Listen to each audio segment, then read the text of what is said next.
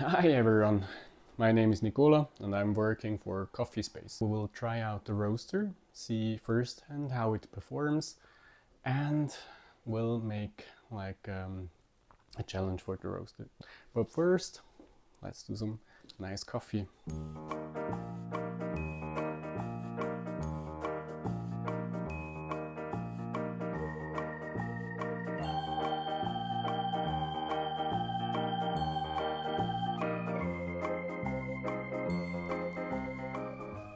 So I'm super excited, not just because I have another excellent coffee to start my day with.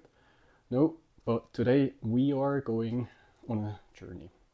And the reason is there is a roaster company. They are making a new roaster, which is very promising in my opinion.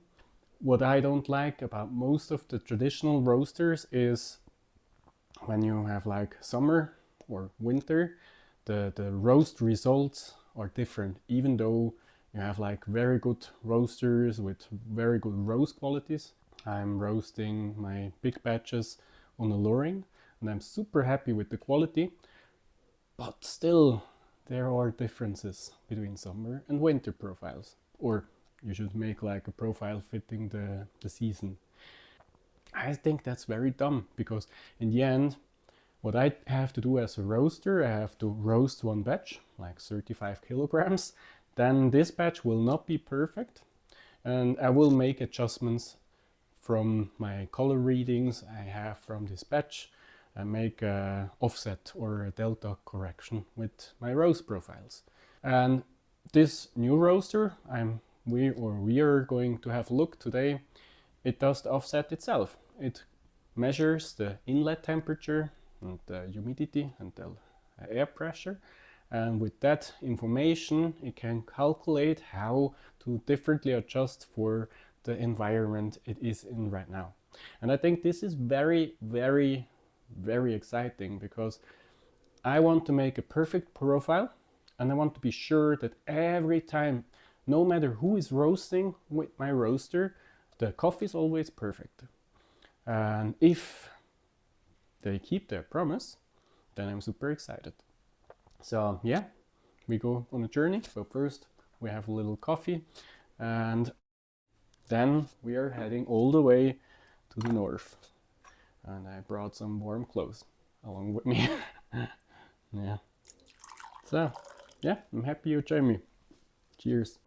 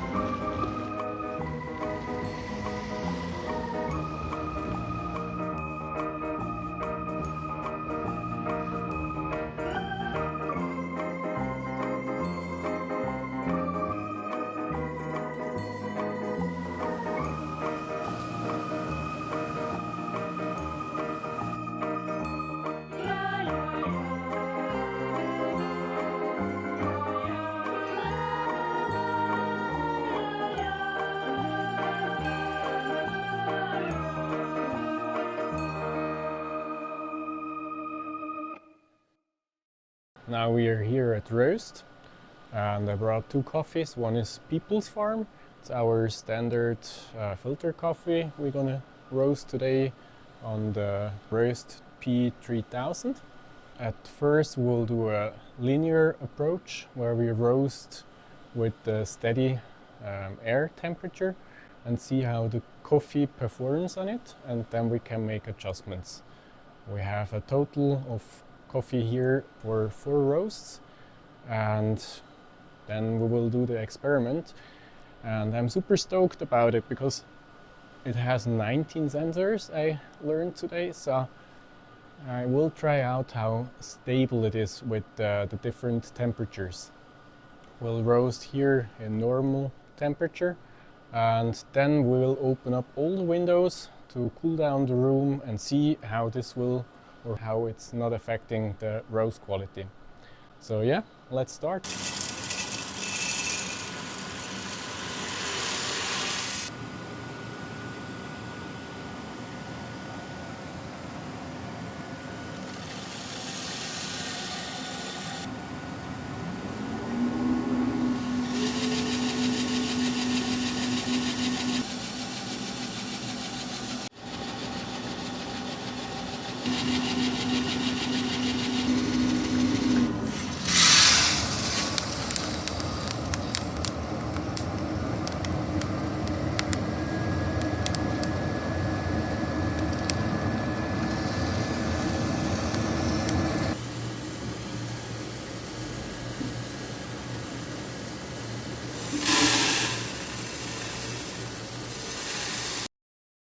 Well, I don't know how well you see it, but we managed to cool down this space from 22 to 15 degrees. We as well turned down the roaster, so we will heat it up and roast with this 7 degrees of temperature difference today. So if everything works out well, we have exact the same as before with an ambient temperature of 22 degrees. And what maybe as well is worth mentioning is the entire air is maybe not as cold, but the wind which is coming in is pretty cold, so that's why we have a jacket and a cap. So yeah, that's a challenge for a roaster, and I'm very curious to see how it will perform.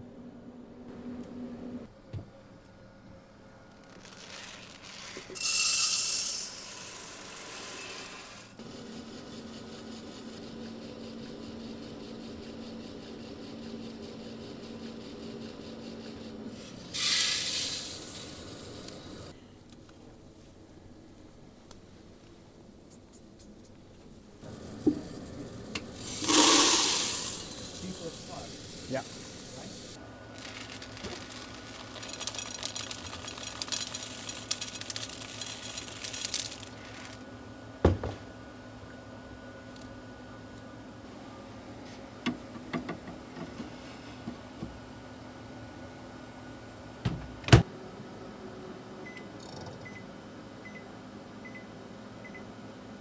Yesterday we made the experiment. So we are here in Norway, it's winter. Outside it was minus 7 degrees at the time. We managed to get 7 degrees colder. That's quite significant for roast environment, and we had like the cold wind blowing in, which is like a huge killer for roasters I roasted with. What I can tell so far is with the People's Farm, the charge and the drop temperature were the same, and the color readings already so far are the same as the one we had before roasted in the normal environment. And yeah, that looks promising.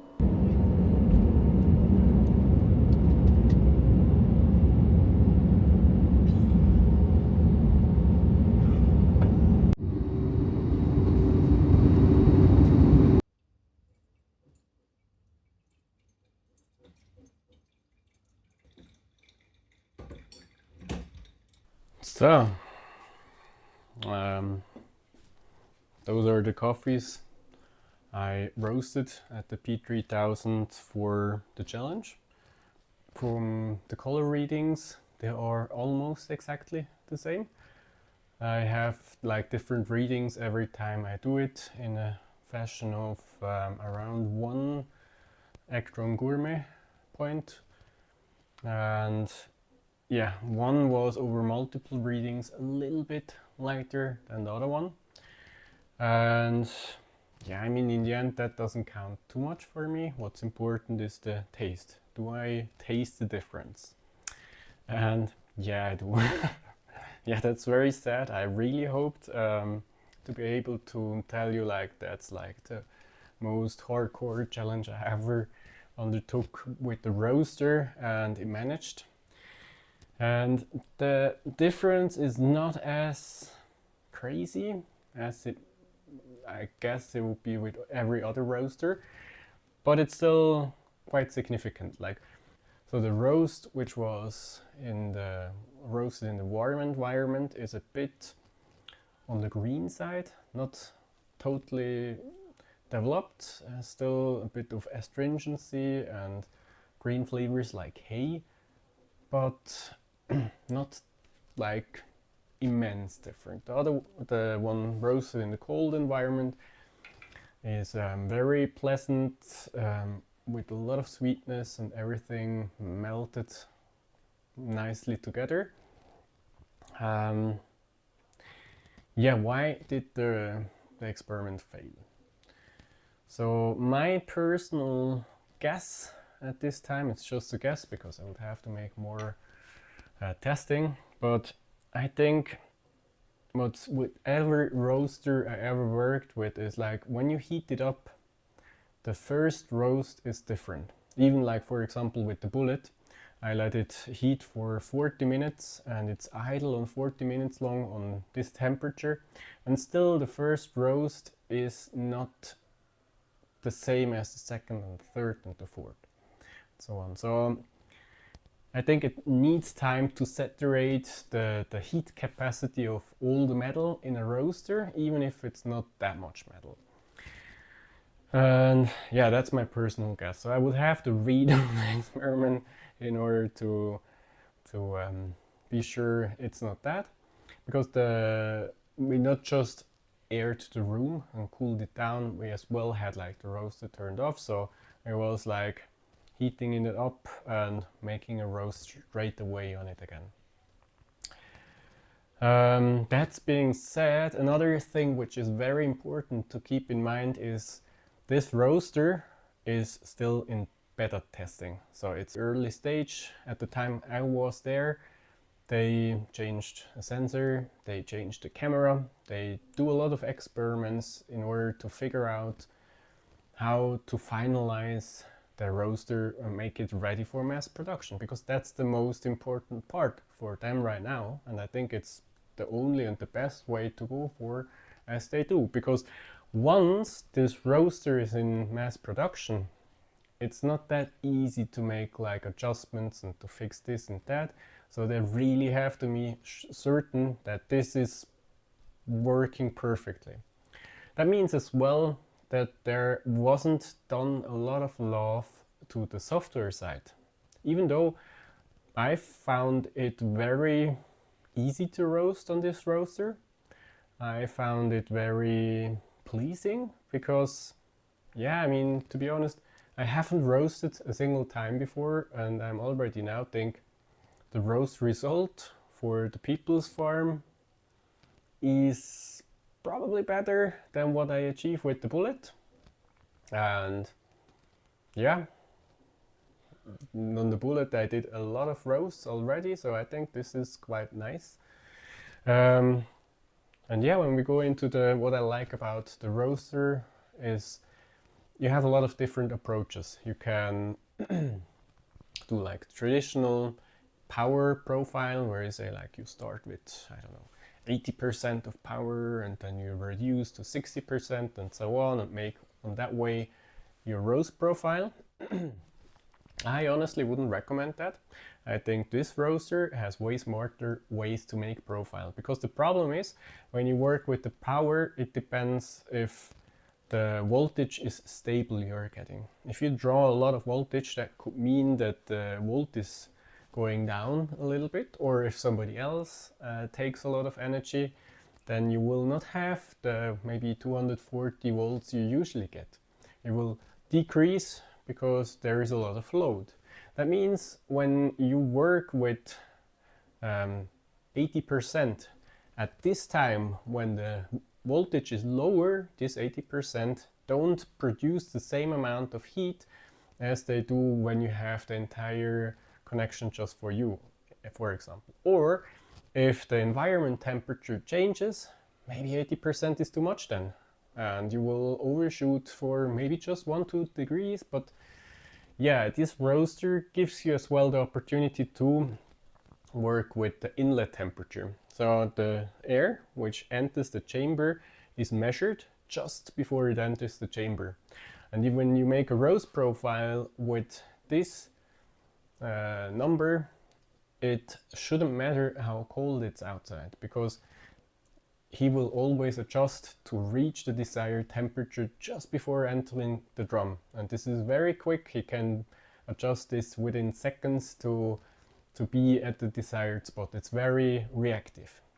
And I think this is a very smarter approach to roast with this roaster, and the one I prefer to go with that thing. But yeah, in general, I think it's very intuitive. The user experience is nice, and as well with the roasts I did so far, I'm super happy. Even though I hope to be able to make this, yeah, to have like a positive outcome from the challenge. Nevertheless, what did I experience there? So first, I'm very grateful for letting me do this experiment. They were super open and helpful with everything. And yeah, I think it's super exciting to have worked on this still early stage roaster and have seen firsthand its potential. Then, yeah, the question is, will I buy one of their roasters or not? Or should you buy one of the roasters or not? And to answer that, I first think it's important to go into the pros for the roaster, as well as the cons. Or yeah, maybe it's not cons, it's like the challenges.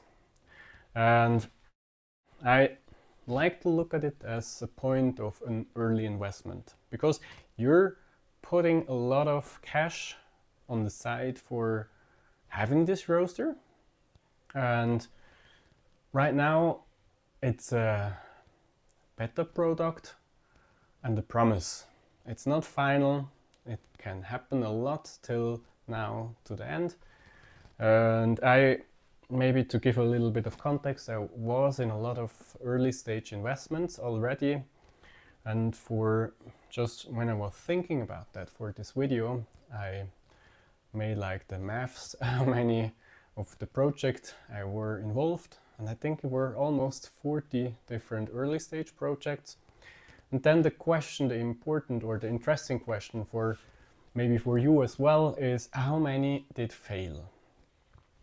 And from all of those almost 40 projects, 4 were a total loss of investment. They just never saw anything out except, yeah, that I failed.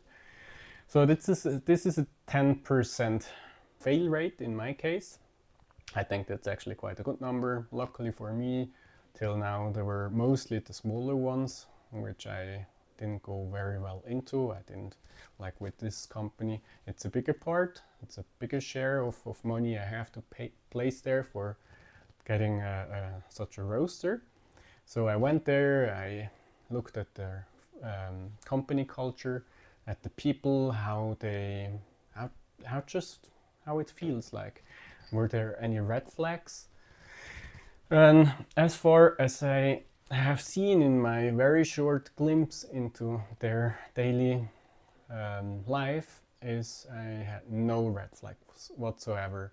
They actually came to me very honest about how they see their problems with the roaster and how they are tackling them. And I think that's the most important part. In the end, I really had the feeling they do their best to get the best roaster they can do.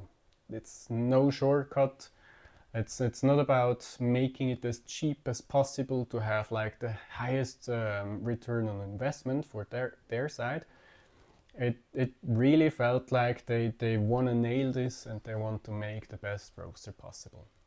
And that's very positive. That's like, yeah, it gives me a lot of confidence, because when we go to the difficulties about this project is that right now, like for me, the biggest one actually is when you buy it, you are at this point reliant on their server. So if they, out of what reason ever, should shut down their servers, you're done roasting. And that's like, for me, a total no-go. I talked with different people from the company about this problem, and they told me they are aware of that. And on their roadmap, they have the goal that in the end you should be able to roast offline. The roaster itself should host the web interface you're using to make your profile and do all sorts of work on the roaster, so you're not dependent any longer on their server running. And actually that happened before to me. I invested in a company. They had like a hostile takeover, even though they met their target. The other company, I don't know what really happened and went down there, but in the end what happened is they just took out all their patents and so on, stripped it, and let the rest of the company to rot. If you are not willing to take this risk, maybe just wait a little longer till they manage to get and work off their to-dos, then you don't have that anymore. So it's in the end the question, cost you want to have your roast, if you want one. Yeah, another thing is that right now the machine doesn't have a point where it says it's stable. So you heat it up, you drop your coffee, and that's it. But it doesn't mean the machine at this point is like at the same point the next time. And when you go into the reading, and there are tons of readings you can have in this machine, so when you go into the data, you see like the drop time wasn't always the same. It was like sometimes 5 degrees lower or higher. Once I realized that, like the two coffees I have here tested today, I made certain that the charge and the drop temperature are the same. And yeah, it would be make more sense if it would be automatically, that the machine charges once it's stable. And yeah, they are aware of that. That's another software feature they want to implement, as they said. For me, it's very important because this machine shouldn't be just run by me. It's in a cafe where people are doing coffee, and the staff members, they have to be able to just do the most simple task on it, like putting in more green beans, taking out the roasted beans, and that's it.